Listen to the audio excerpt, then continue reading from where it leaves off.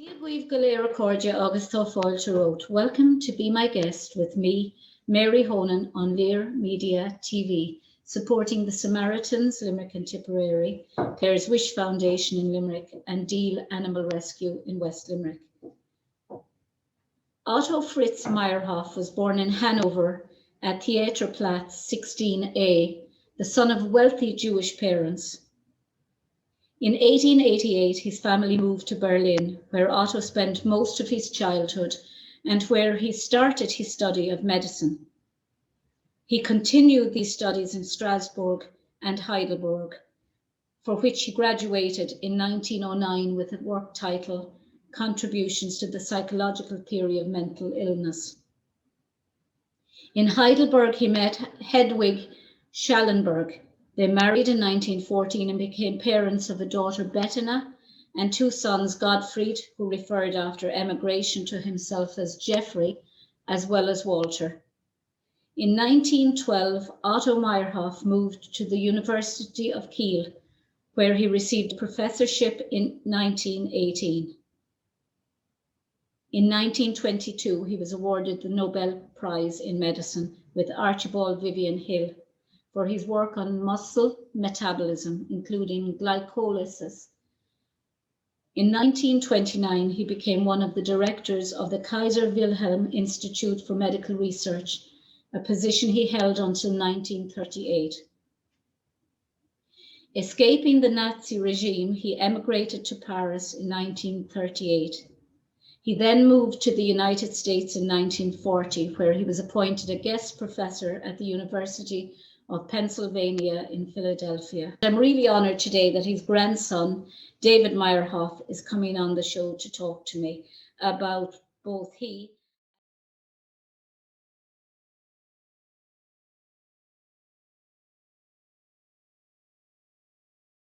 and welcome David Meyerhof to the show. Thank you very much. I'm very honored to be part of this program.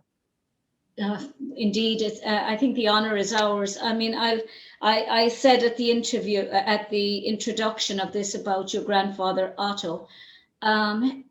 It's an amazing story. I mean, particularly given that by my calculations, he was only 38 when he received the Nobel Peace or the Nobel Prize for Physiology and Medicine. It's extraordinary. The life he led.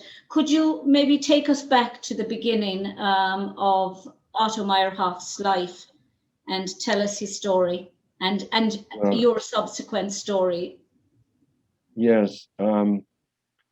Well, for one thing, I never knew him because he passed away when I was almost 1 year old, and that's one thing that I truly miss, that my actually knowing him personally, so I could gather information from my father and also from many other sources, because there are at least right now 3 books about him, and there's an author named Andrew Brown, who's in the process of writing the story of Otto Meyerhof and A.V. Hill, because A.V. Hill from England shared the Nobel Prize with him.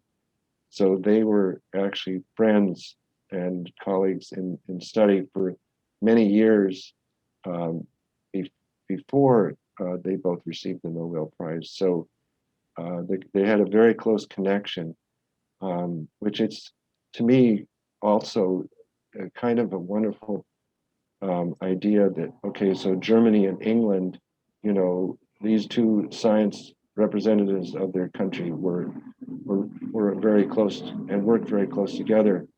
I do know that Otto was born into an upper middle class family. His father was a factory owner in clothing, I think manufacture of clothing. And he was born in Hanover, Germany, and just less than a year ago, a plaque was put on the building where he was born. Yeah. And they actually had a real nice ceremony. I wasn't able to go, but there were relatives. Did you not get to it? No.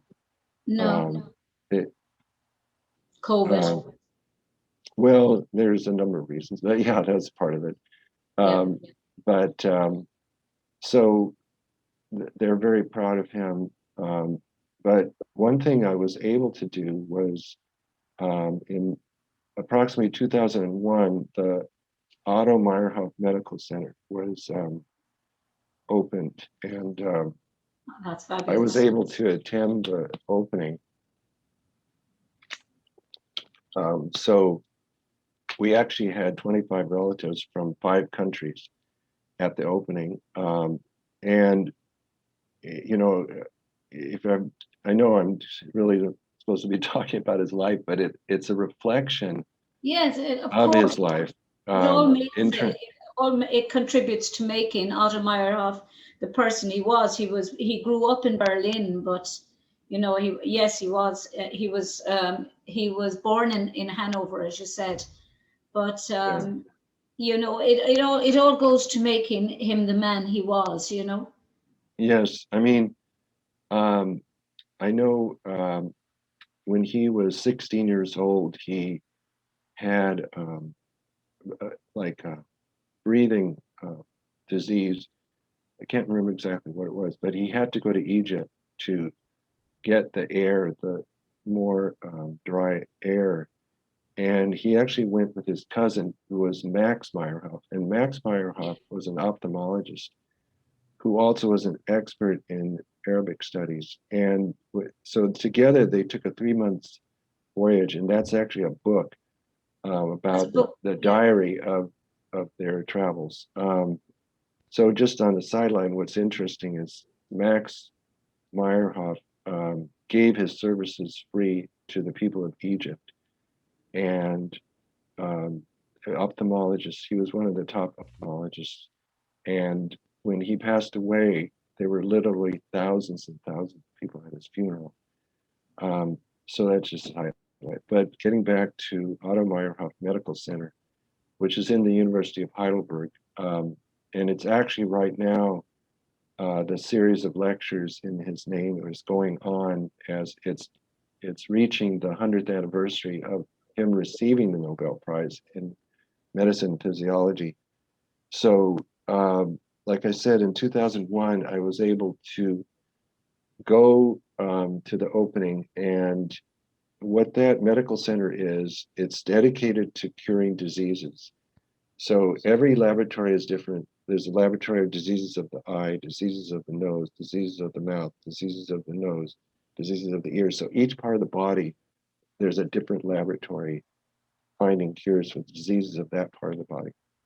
So that's kind of showing the impact of my grandfather on medicine, because so when I went there, actually I was able to go a second time because the mayor of Heidelberg allowed Holocaust survivors to go for a week, all expenses paid.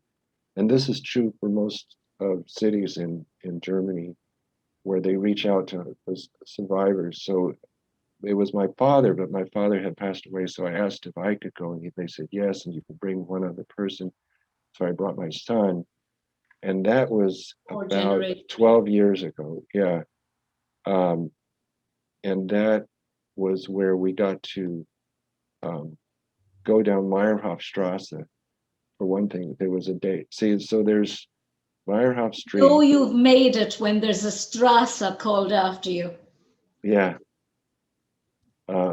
And the end, you go through a forest, and at the end of it is the European Molecular Biological Laboratory, this huge building which has research and classes and so on. So, but then also I was able to go, there was a professor who knew so much about my grandfather, was helping sponsor the opening and other things. And so he went with my son, he invited my son and I to his office, and we sat in his office, and he said, "Here, I want you to have something," and he gave me a copy of Otto's thesis for his PhD, 1910, Wow. which was actually about Physiological theory of mental health, um, the study of mental health, and so that was originally kind of what he was looking at, but then he went into more the physical rehab. part of physiology and medicine. Um, but and then I just got to tell you one little story, because we went out to a restaurant, and for dinner, and then it started to rain, and we said, "Oh, we got to go inside." And so there were all these wooden benches, but it was a very beautiful restaurant. And so we started to sit down. He said, "No, no, no, don't sit there. Sit here. That's where your grandfather sat when he would meet Oh, people." And isn't that so lovely? that was so But nice. David, isn't it Yeah, lovely when you can go back retrospectively and look at the reverence that your ancestor was treated with, whether it's in Egypt or Germany, and you can see the impact that your close ancestor, your grandfather, just 2 generations away from you, had on the community, not just on the community, but on medicine itself for generations. I mean, his name will live in history now for the work he did. right. Some of us can only hope that we will make an impact in one person's lives, but he's made an impact on generations of scientists and doctors who are studying his theories and will continue to study his theories for centuries to That's come. very nice. Yeah, um, we actually got to go into the Max Planck Institute, um, and there were scientists who were continuing his work and knew intimately about him. So my son and I were walking, and there was a German TV station that actually followed us into the laboratory. I got to go into my grandfather's laboratory. So I said, "So when did he work?" And they said, "He never stopped working." And then it was like a window he could see out, and it was a field. And so and then they were talking about ATP. Well, I can't really pronounce the whole long word, but ATP is the fundamental process of life. And it was discovered by Lohmann, and Lohmann was a student of my grandfather. So Lohmann did not receive a Nobel Prize for that, which he should have. But so in high school, biology, chemistry, in all biochemistry class, you have to study ATP. You have to know what ATP if you're going to be a nurse or a doctor, or go into other fields like that. So my so Otto also was instrumental in that, but his was, it's called the Embden Meyerhof Parnas Pathway, EMP pathway, Right. which is glycolysis. And glycolysis is the conversion of glucose, which comes from sugar, into energy. So he basically discovered how sugar is converted to energy in the human body. And ATP is adenosine triphosphate. Yeah, you can say it. I can say it. I haven't a clue what it means. I do. I do. My limited biology in school, for leaving cert here in Ireland, which is our final year before you go to college.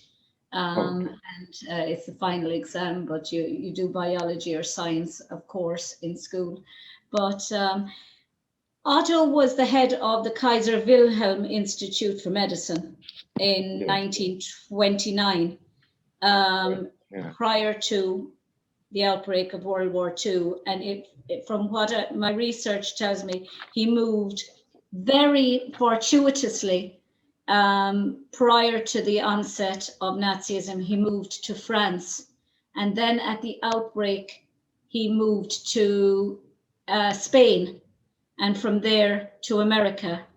Well, It's just, it's actually, I know the way you say it, that he moved, but it was actually very complicated and Oh, I know. very dangerous. I understand that all that, I know.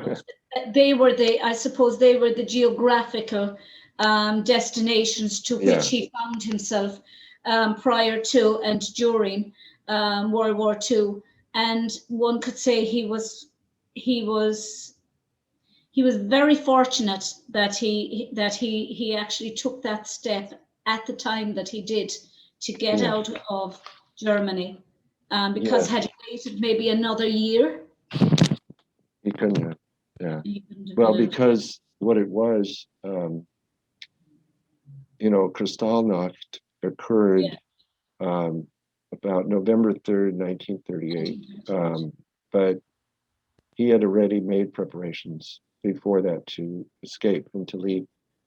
But just to familiarize your audience with Kristallnacht was the night of the broken glass, when the Nazis came and smashed the windows of every Jewish establishment, every business, essentially synagogues, schools, homes, and they beat up every Jewish person walking down the street, whether they were 9 years old or 90 years old, it didn't matter. And so there was so much glass on the ground, it looked like crystals. So it was called Kristallnacht. And so it was a signal, really, if you were Jewish and you were still in Germany, whatever you could do is to get out. Many didn't, though. Many were not able to. Many didn't. Many saw what was happening as something that would eventually pass, and that they just didn't see the dangers. Some people just don't see the dangers, or they're more positive about things. Your grandfather, Otto, was I suppose. It's not that he was intelligent enough, because there were many intelligent people who didn't see it coming, but there was something in him that actually saw what was going on and thought, no, I'm getting out of here. This is it. Yes. Well, what you said is really true, that actually the vast majority of Jews did not think that the Holocaust could happen. No. And there are many reasons for that, but in his case, focusing more on that, actually, Hitler came to power in 1933, so that was that's the beginning of the Holocaust, because first he started putting political opponents in concentration camps, which Dachau was the first, and the first opponents were communists and socialists, and so they were at least 50,000 put into concentration camps, because actually the Nazis knew that these were the strongest opposition to their reach for power, and so they wanted to get rid of them first. But in terms of then the Nuremberg laws passed, and so with my grandfather in 1935, all Jews in Germany were deprived of civil rights. And on December 31, 1935, Otto Meyerhof lost his professorship at Heidelberg University. He was allowed to continue as director of the Institute of Physiology at the Kaiser Wilhelm Institute. So I have all these documents that my father had kept. I mean, literally hundreds and hundreds of pages, maybe 500 to 600 pages.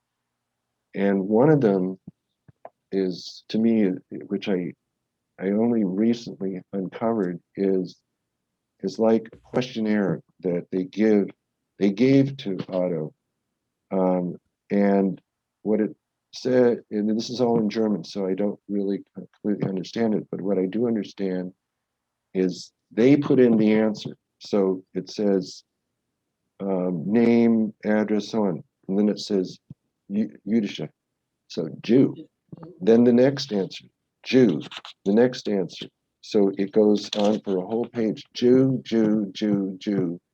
And then at the end of it, it says, you're dismissed from your professorship at Heidelberg University of Heidelberg. And the thing about it was that the Nazi Party generally installed their own teachers and lecturers who were trained in the Nazis' philosophical views, if you can call them that, and they put them in so that they could further teach, because Hitler had this idea that you know, to aim at the youngest in society was the best, because if you get children very, very young, you have them for the rest of their lives. And that's why I suppose it was imperative for him and the Nazis to have people in the education system who were going to further the Nazi propagandist views.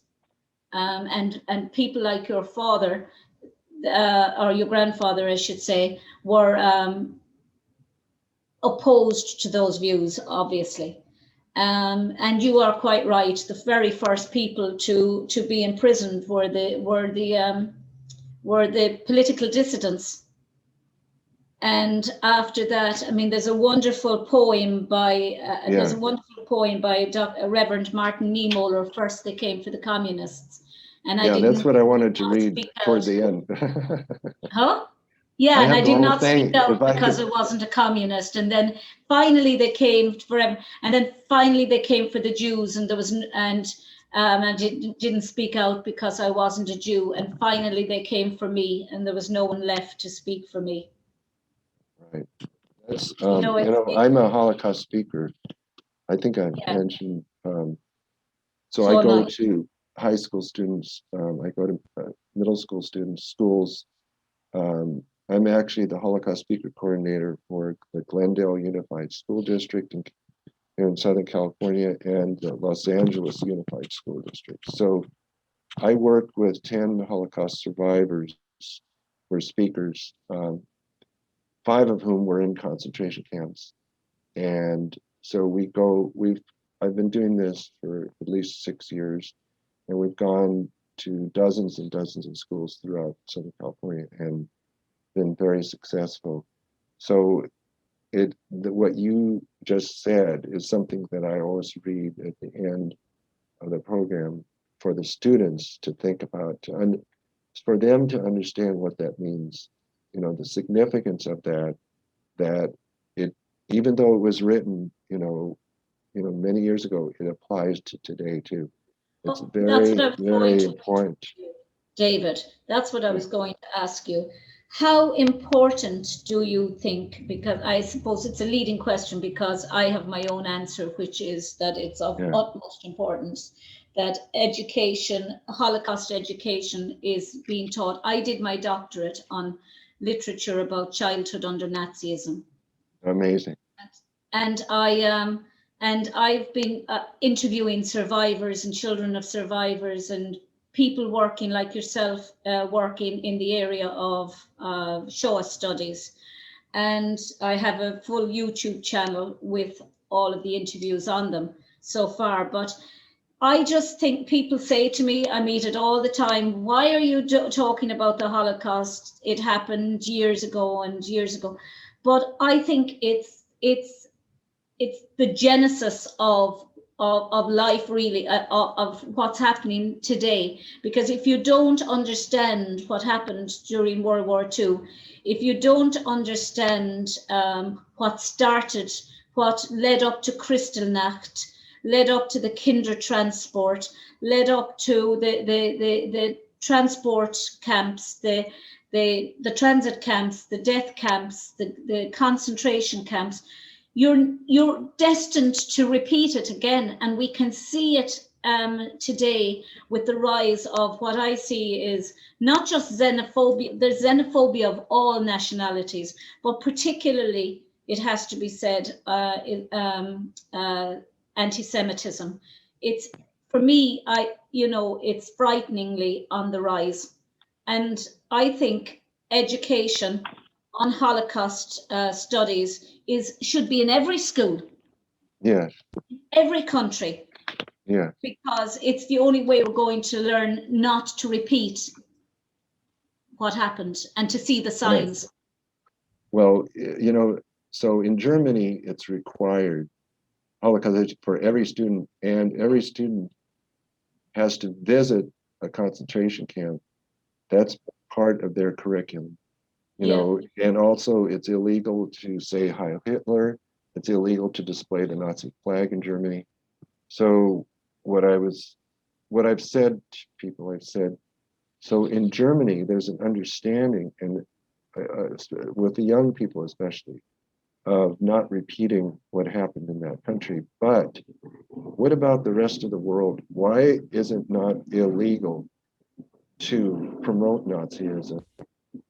Because Nazism is the same thing as promoting a death-making organization. It should be illegal. But if you don't mind, I wanted to go into a little bit of my father's story, Delighted. because it illustrates life under Hitler. Yeah. If you don't mind, I just, because he wrote his autobiography, I'm just going to read a little bit of it. Hitler came to power in 1933. When a teacher entered the classroom, we had to stand up and give the Nazi salute, saying Heil Hitler. I just moved my lips and did not say anything. By the end of 1933, a Hitler Youth group had formed at our school. One very tall boy, whom I still recognize from a class photo, was their leader. He asked me why was I at their school and that they would beat me up in gym class if I continued coming to their school. I felt terrorized and I turned to my older brother. He said he could not help me. In music class, I kept singing my part of the song at the wrong time. The teacher got so mad he came up to me and slapped my face so hard that my nose started bleeding.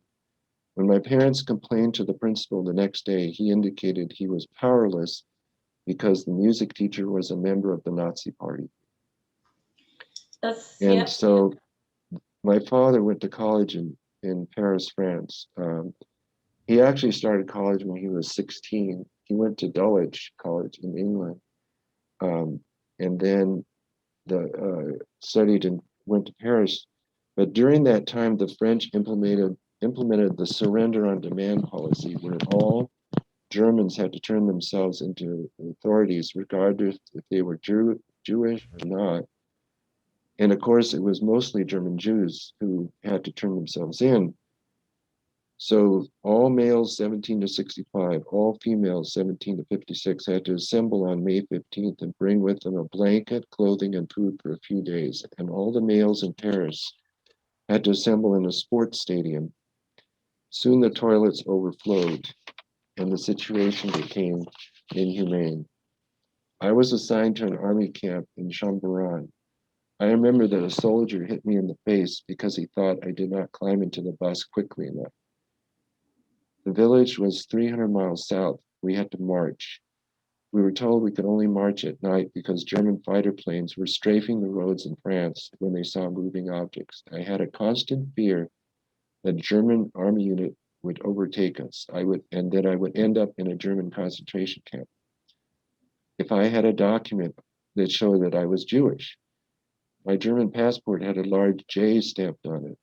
After a couple of nights of marching and thinking about it, I threw it into the bushes, not foreseeing the difficulties my new statelessness would cause me in the future. Even though he felt that way, it actually was a problem later. After 3 nights of marching, the group arrived at the village of La Chalard, where the officer requisitioned the village school and turned it into a detention camp.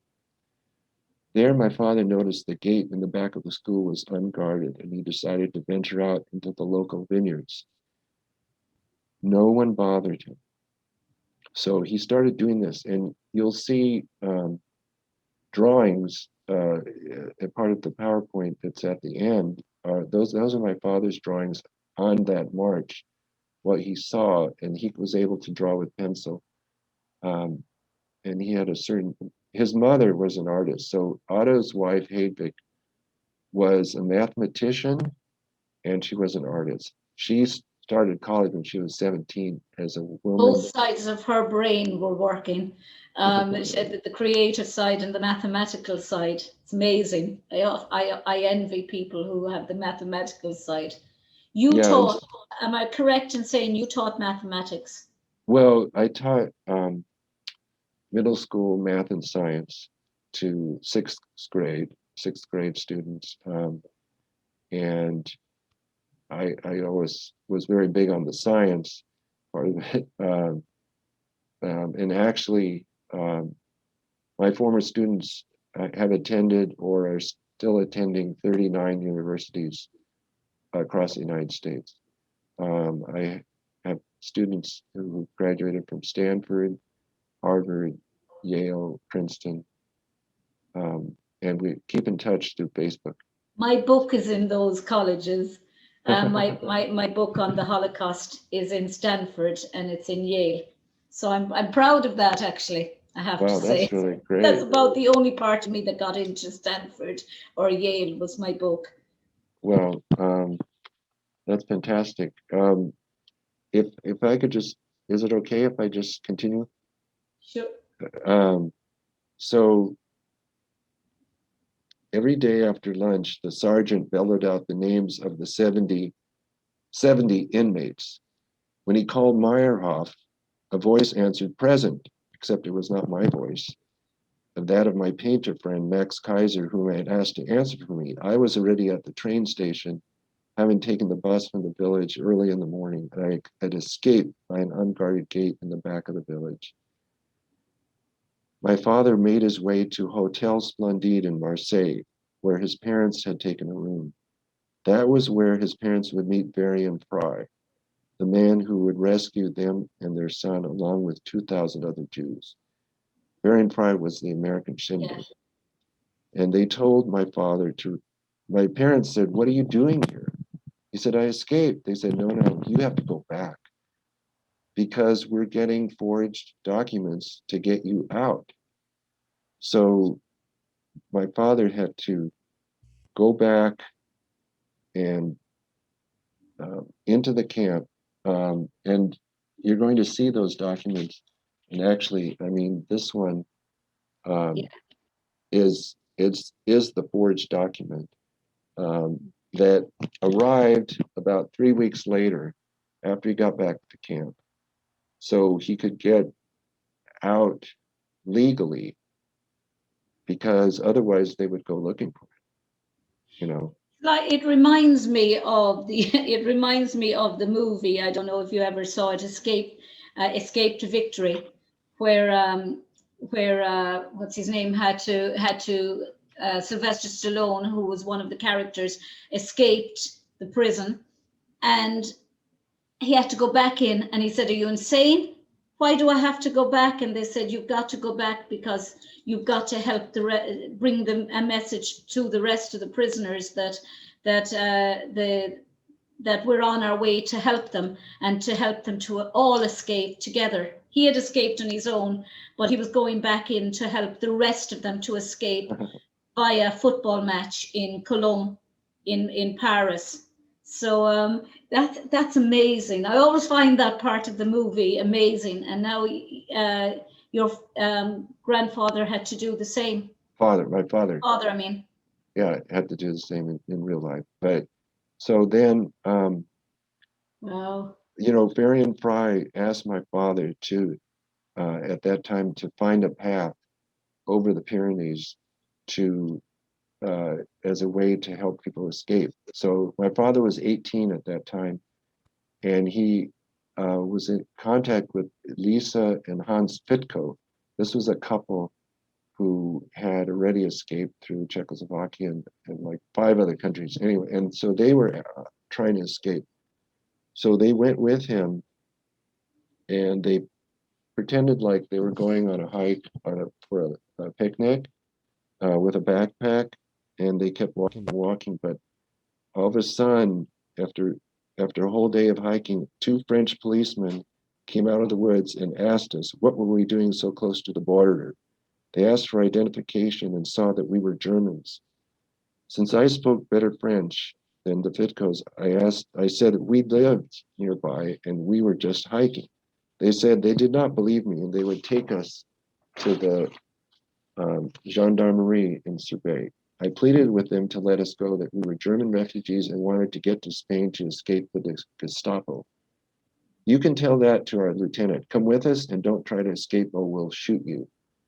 That's what they said. It took half an hour to reach the police station. The lieutenant was completely unsympathetic and said, we're going to take you to court on Saturday. You can tell your story to the judge. We were taken to the prison cells and there were piles of straw. And for the evening meal, we were given a piece of black bread and something they called coffee. We had not eaten since lunchtime. That night was the one time in my life I prayed to God to save me. I was sure the judge would have us jailed and I would end up in the hands of the Gestapo. Around noontime, the police took us to a restaurant. This was France, and you know they have to have lunch in a restaurant. I mean, it doesn't matter that, this is going on. So I recognized the same customs officer with whom my father and I had talked to a couple of weeks earlier. He sat at another table. Since we were under guard, I could not go to him, but I had an idea. Public toilets in France lack toilet paper. So just before leaving Banyuls, I had stuffed toilet paper into my back pocket. It was very stiff. Turning away from the guard, I wrote on the piece of toilet paper, please contact my parents and tell them we've been jailed. On Saturday, we will be taken before the judge in Perpignan. Our meal was soon over, and as we left, I crumpled up the paper, threw it on the ground, looking at the customs officer and gesturing at the paper. On Saturday morning, we were driven to the court. I was completely overwhelmed when I saw my parents there. While waiting our turn, they told me the customs officer had brought them the piece of toilet paper. They immediately went to see the mayor. He phoned the judge, whom he knew. They were both members of the Socialist Party, which was anti-Nazi, and told him our story. When our case came up, the policeman explained that the Fitkos and I had been caught close to the border, trying to leave France illegally without visas. The judge said to the policeman, thank you for your presentation, and turning to us, he said, you can go. It was unbelievable. I think listening to that story and listening to the story about Otto and the research I've done on him,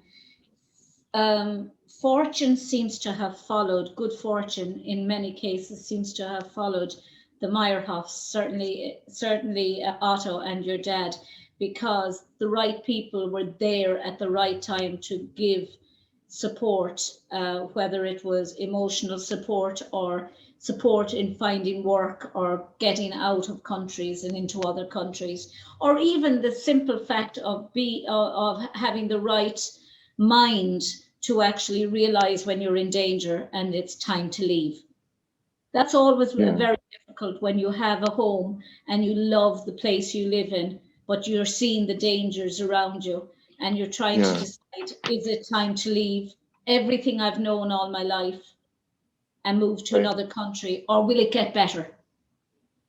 Right. So, I mean, going back to like Otto, the Nazis had a campaign against him.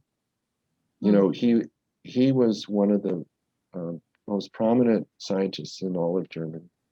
In the Nobel, having the Nobel Prize. I mean, there were other Nobel Prize winners who were also prominent, but one thing is that my grandfather protected his staff. They were all Jewish. He would not let them be taken away.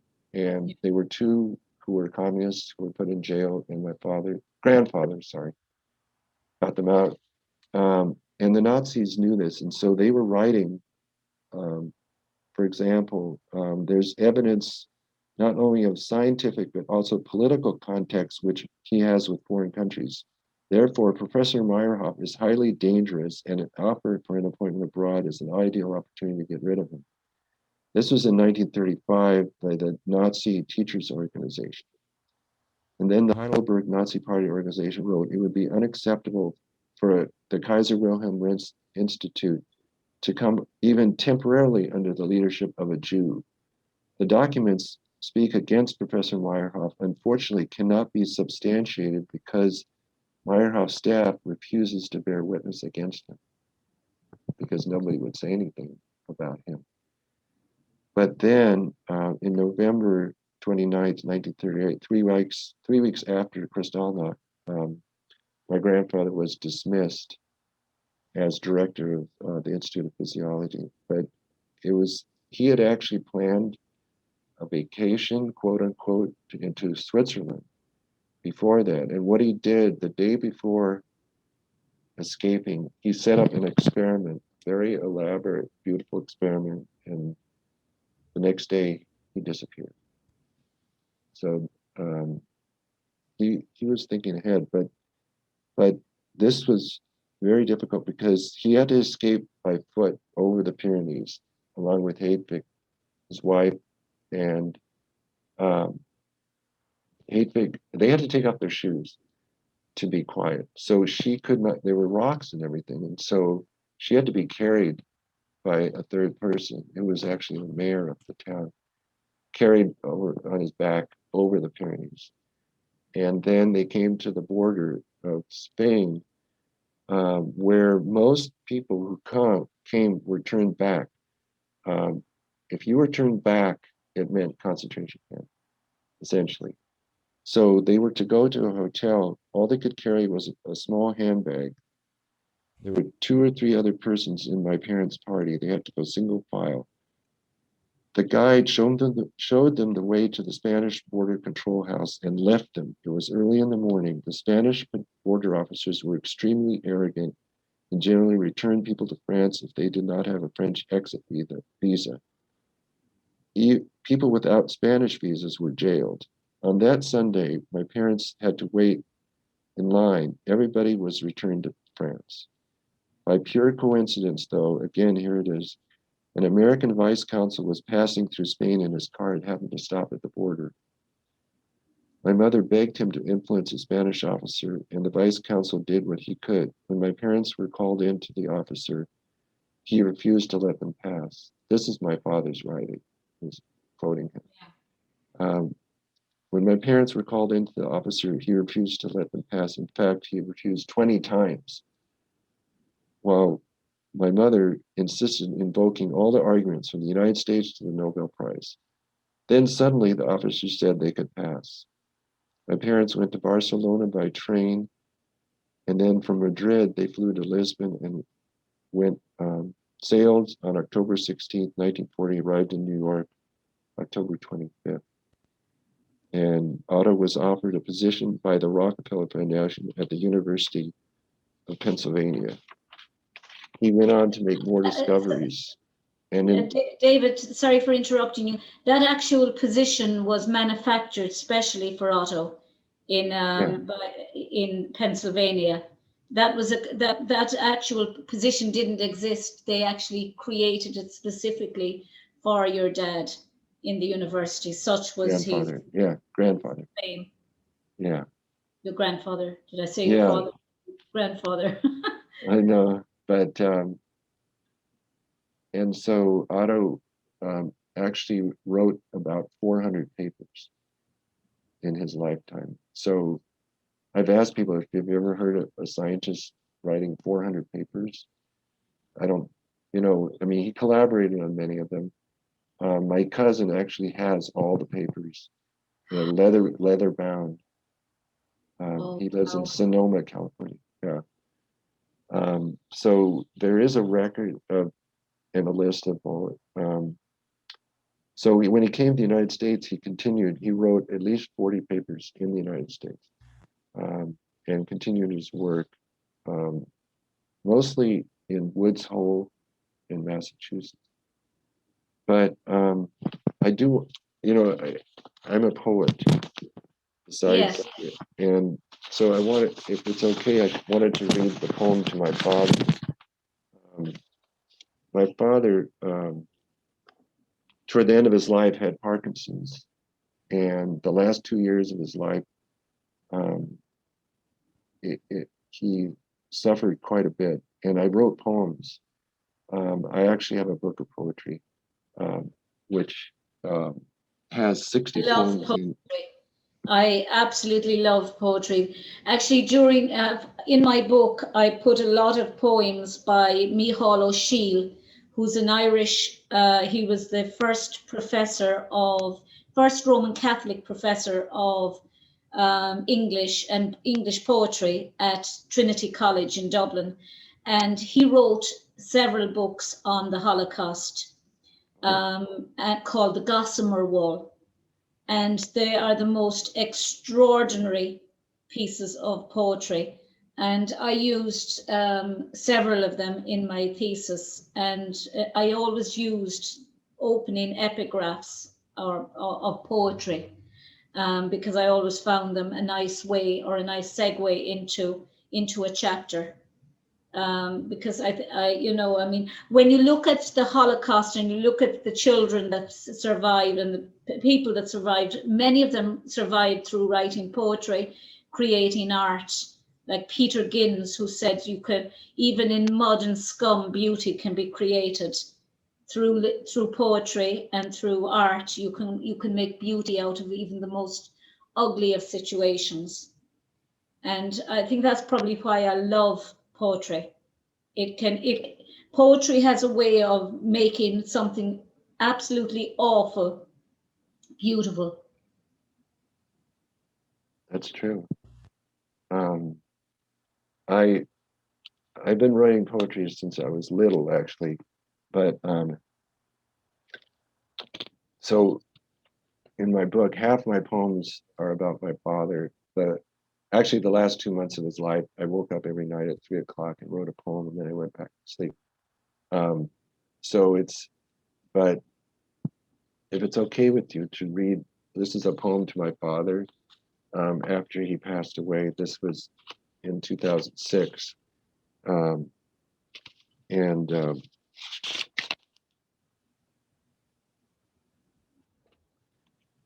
it's Is the rain washing away the tears, or is it creating more tears? Are we breaking our hearts or having our hearts broken? Down the gullies, through the forest, washing, taking away our sorrows. Do we know what we see, hear, taste, smell, or touch? Can we be part of this beautiful world, or must we carry this heaviness throughout our lives? Are we facing in reality in front of our faces, or are we running from what will catch us in the end? Life is as precious as every single drop of rain, every grain of sand, every star in the sky, every leaf on the tree, and every soul on this planet. That's absolutely beautiful, David. And so, um, what were you thinking at that particular moment when you wrote that poem?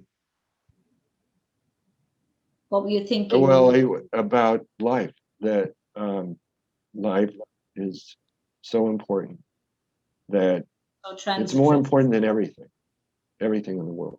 And we have to do whatever we can to preserve life. But with my father, I knew he was slipping away.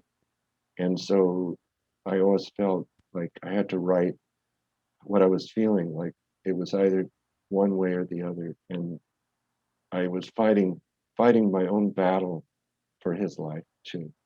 Yeah. Essentially. You find it cathartic writing poetry? Oh, yes.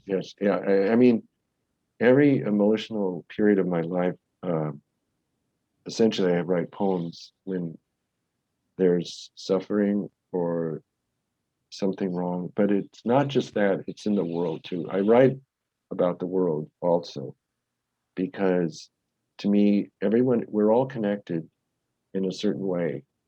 And if I truly believe if there's one person suffering in anywhere in the world, that we need to feel that, and we need to say something about it. If I can't, and so when I try to write, I try many times to make it universal and understood. Is that why the Martin Niemöller quote or the Martin Niemöller poem has such a resonance with you as it Oh does yeah. with me? So The importance of standing up when you see an injustice being done to any person, even if they don't share your ethnicity, your culture, your language, your religion, because eventually, if it's done to them, it will be done to you. yes, and so Is my that why that grandfather. poem means so much to you? Because you are a sensitive soul, conscious of the pain of other people's suffering. Well, my grandfather did not hesitate to speak out, Yeah. Otto Meyerhof, and he, when he wrote, my grandfather wrote poetry Mm. also, and I'm just finding some more of his poems. It's almost 90% in German. There's very few in English, so that's one thing. And of course the problem when you translate, you can lose something from the poem. Yes, But absolutely. but I but I just want to say that he wrote this letter to a woman named Mina Specht, and this was in 1943, in the middle of the war, World War II. Mina Specht was a woman who was the leader of the women's movement in Germany. She was an anti-Nazi, she was a socialist, and she edited a newspaper, which later on Otto actually helped edit for a period of time. But something that he wrote in the letter, I was able to get translated. I got the whole letter translated, but it was a long letter. But what he said is distinguishing between Germans and Nazis is in itself a propaganda lie. I know what all or 90% of the professors did in 1933 when their Jewish colleagues, whom they themselves had appointed, were deprived of their rights and made homeless. And the same thing occurred in all academic circles and all levels of society, except in certain areas of the church. Maintained their cowardly silence for even satisfaction, and not even 1% of the professors were party members. In the same fashion, broad sections of the population, though overall a somewhat smaller percentage, were willingly served as slaves and helpers to the tyrants, even helping as torturers and executioners. It doesn't help that a powerless minority kept their hands clean or that hundreds of themselves became martyrs through the strength of their convictions if hundreds of thousands turned into murderers. It would have been physically impossible for 5 million Jews, 89% of all the Jews in the countries Germany occupied, 10 million Russians, Polish, Serbian, and other civilians to be killed by a few Nazi criminals. Hundreds of thousands were necessary for this. People without any sense of morality were behind these mass murders. Yeah.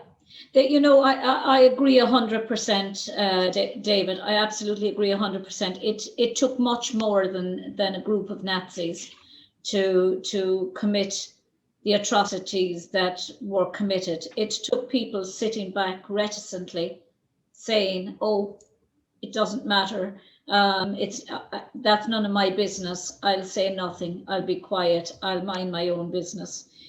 I know it's very easy to say, but it took people turning against their own neighbours, and seeing the neighbours that were friends at one time now as enemies because of the fact that they happen to be Jewish or gay or socialists or politically opposed to the Nazis with a different view. And I worry nowadays that the same thing is happening, that people who have different political views, different social views, societal views, are being silenced because of those views. I think it's very important nowadays to hold on to the importance of freedom of speech and freedom of speech within an education system. Nowadays, you're hearing people, because they believe in one thing or they don't believe in another ethos, they're being fired from schools or asked to leave or not called because they're Jews to give lectures in colleges and things like that. I think we're seeing what happened before, but in a different lens this time round. And if people don't stand up and say, I may not agree with you. I may not have the same beliefs as you, but I want to hear your voice. I want to listen to you. I want to say, I disagree with you profoundly, and this is why I disagree with you profoundly. But I'm not going to silence your opinion, or I'm not going to prevent you from coming to the college to speak because you happen to be Jewish or you happen to be Israeli. Which you're seeing in colleges, this effort now to silence some of the greatest educational voices because they happen to be Israeli, or they happen to be Jewish, or they happen to be not they following a religious view or an ethnicity that is wanted at the time because some group want to silence. Yeah. Actually, when I taught sixth grade, during that time, there was what occurred in the United States it was called the Columbine Massacre. That was Yeah. about 1992 when two young men who Massacres. worshipped Hitler Mhm. on Hitler's birthday went out and massacred and killed at least 10 students and a teacher, and set the school up, had bombs throughout, the fire bombs, and then they killed themselves. After that, one of my students, who was an 11-year-old girl from El Salvador, started reading about the Holocaust. She read 10 books about the Holocaust. She became an expert on the Holocaust, and she wrote a play dealing not just with the Holocaust, but with racism in the United States and apathy. And so, and she got half the class to perform that. We actually performed this play in front of the whole school.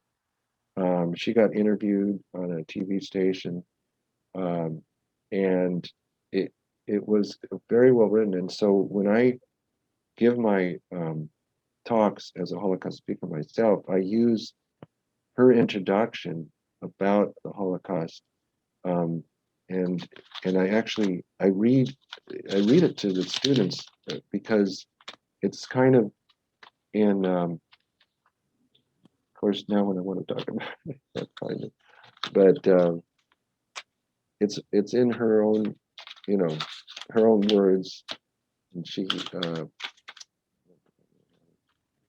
um, but it's, to me, I thought it was so worthwhile. Here it is. Because she connected everything. She connected the Holocaust to the KKK in the United States, to the massacre that just occurred in Chile, and to silence and not wanting to be part of understanding the world. So she says nearly 6 million Jews were killed in what historians have called the Holocaust. A Holocaust is a conflagration, a great raging fire consuming in its path all that lives. Just such a murderous fire burned for a few long years during World War II in Germany and in the countries that Germany invaded and conquered. When this Holocaust was over, nearly 1/3 of all the Jews in the world had been put to death. It started as a small form of prejudice, but many times minor forms of prejudice have a way of growing into destructive forms. In this case, it cost the lives of many people. That's how she started her introduction to her play. And to me, that shows really children can understand what's going on. Absolutely. So well. They're like sponges. And just want to tell you how her play ends. And there are two students, they're playing basketball. So one student says, "What's up?" "Oh, nothing. I'm just doing some homework." "Oh, did you hear about the shooting in Colorado?" "No." "Well, two students in Columbine came to school with guns and bombs and killed 15 people. It was 15 people, and a teacher in this horrible massacre." "Oh, well, I gotta go. I gotta go shoot some hoops." "Hey," this is Vicky saying to Anthony, "hey, this is important. Anthony says, why should I care about something in Colorado? It's not even our state. It's not my problem. Yeah. Vicky says, it can happen anywhere. You need to care about other people. You need to have pride in your school. Get rid of it's not my business attitude. It is our business. When the Nazis pulled the Jews out of their homes, the German neighbors just watched and let it happen. They stood by and let 11 million people die. Then what happens is the whole cast sits on the stage and points to the audience and says, are you part of the problem or part of the solution? That's an 11-year-old girl. But this is just extraordinary. We often underestimate the power of a child to actually educate. I mean, I fully believe they're children for a purpose. They come into the world untouched, and I actually wrote that in my book about, children come into this world and they're like blank sheets of paper, and gradually over time somebody writes on that piece of paper and someone else writes on that piece of paper, and layers and layers and layers and layers of people's opinions are put on that child's paper of life, if you like. If you see the child as a metaphor for a piece of paper, and it's how do you actually imprint on that child positive words, positive meaning, positive events, rather than cluttering it up with awfulness and with nonsense. And I mean, there isn't a child that comes into this world hating. They'll go to anybody who'll show them kindness. They'll go to anybody who'll show them that they belong. And it's to try and help them to belong to positive groups. I interviewed a man the other day he was Muslim, and his son was murdered at 21. He was studying, and he was a pizza delivery man during his college. And 14-year-olds and an 18-year-old called for a pizza for him to deliver it, and basically they shot him dead, the 14-year-old. But he forgave the 14-year-old, and he became very good friends with the 14-year-old's grandfather, and they set up the Azam Kamisa Foundation in California to try and get gangs, youngsters away from gangs. And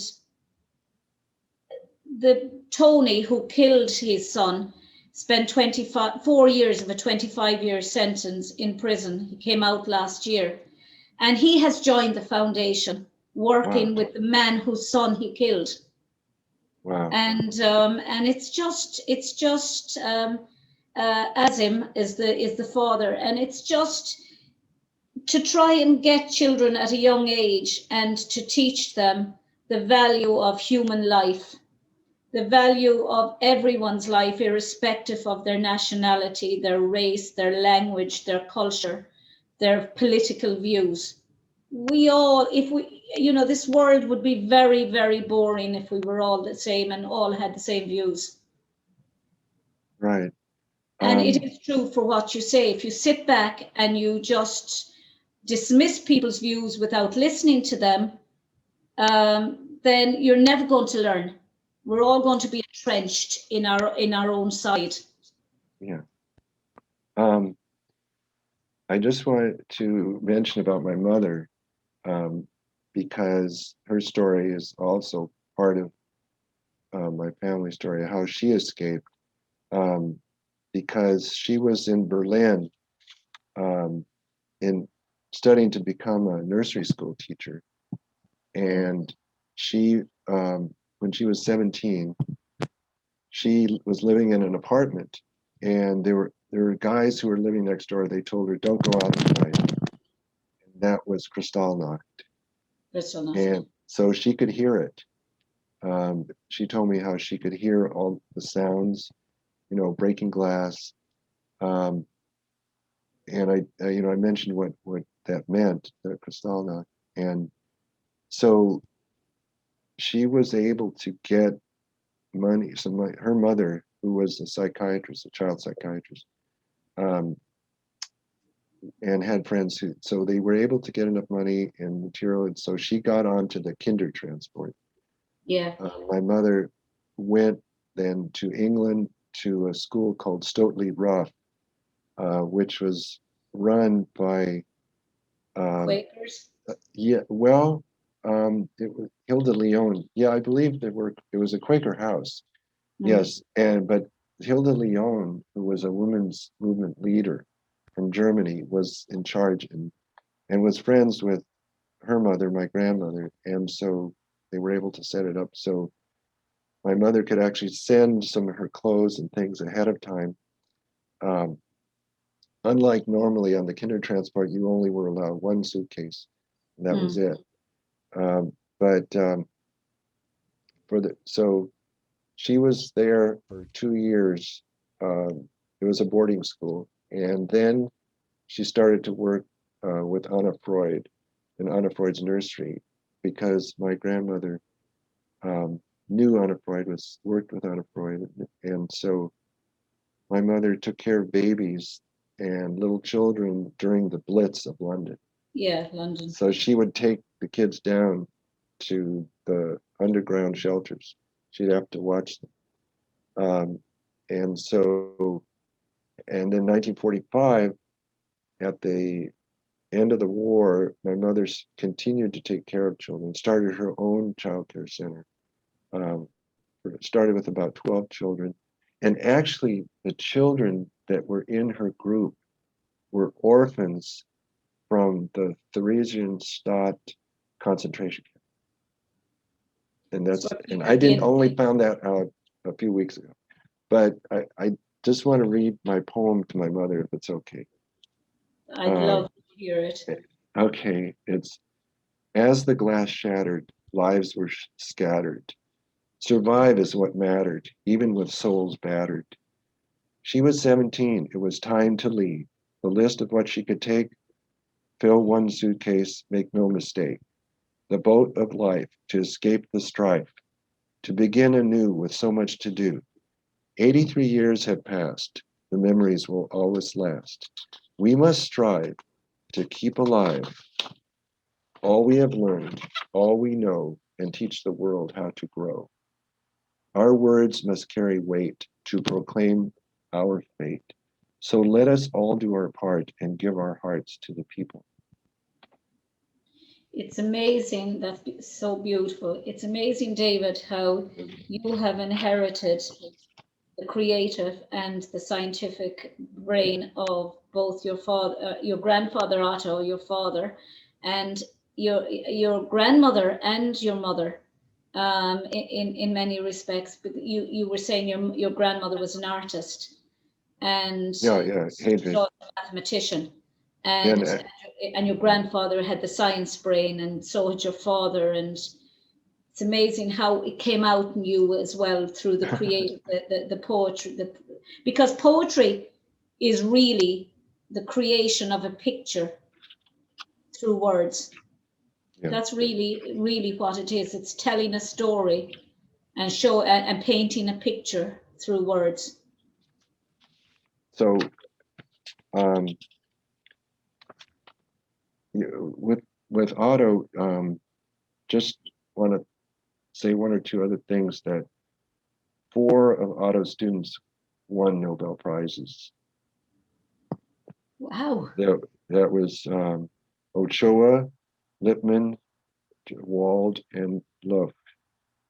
Um, so, they continued what he taught them, and they went on to win Nobel Prize.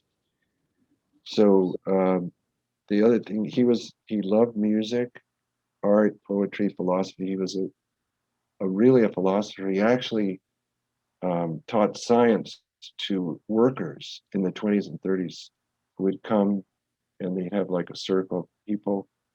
And he established contact with German scientists after World War II.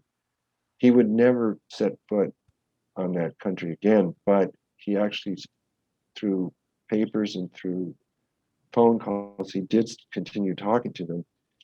Now, even though you had mentioned about how the Nazis had took over the universities. Well, there was a German scientist who took over my grandfather's lab and turned it into a poison gas manufacturing laboratory. So if you can imagine,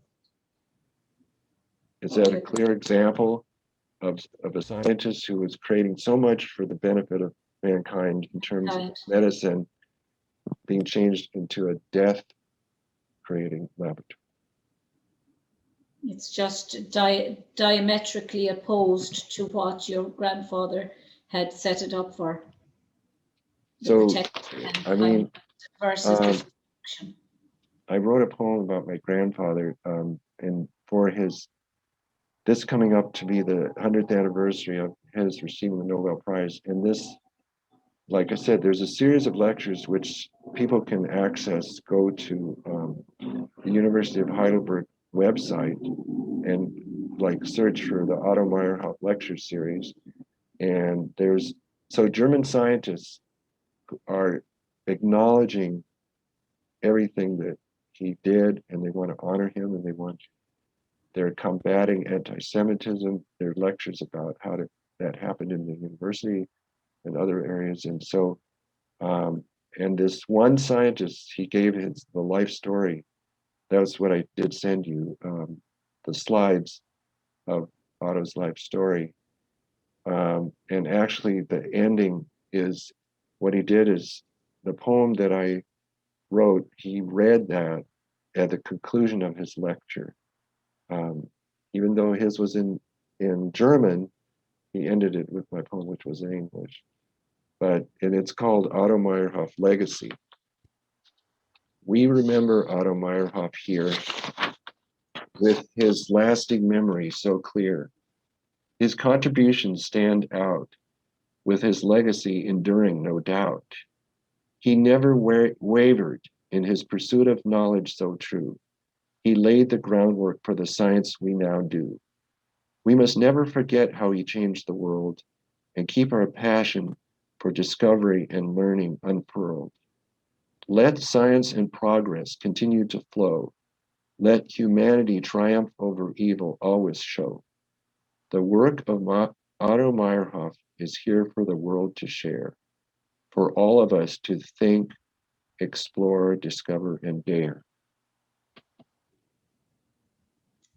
They would be very proud of you. Both your father, your parents and grandparents would all be proud of the legacy that you're continuing. There's many people many grandparents have been forgotten down through the centuries. Yours certainly won't be, because you'll continue it, and I presume your son will continue the legacy, and so on. And in another 100 years or 200 years, the Meyerhof name will still be as renowned as it is today. Well, David, it's been an absolute joy listening to the story of 3 generations of the Meyerhof family. And as I said earlier on, we can all but hope that we make an impact in one person's life. But in Otto's and your dad's life, they've made an impact for generations to come, if not forever, really. Well, I appreciate so much being part of this program, and the meaning to me goes beyond my own personal gratitude. It's my family's gratitude, and it's also, I think, the scientific world and people who want to make this a better world, a world of change for humanity. And it's so important for people to never forget the past and learn that we have to forge a better future. And we have to engage with each other, and we have to find ways of understanding each other, even when we don't want to. And to understand that what connects us all is is the fact that we're all different and yet very, very similar, in that at the center of all of us is the desire to be loved and the desire to make an impact in life. That's what we all share. Two things, love, or three things probably: love, family, and the desire to make a difference in people's lives. So Shindera leis an clár, that's the end of the show for today. Until the next time, le cúnamh day. Bawalum tú go léir tíocána, sonas agus grá. I wish you peace, happiness, and love. Agus go dé sibh slán. God bless, David. Shalom. Okay. Shalom. Shalom. I'm trying to look for this.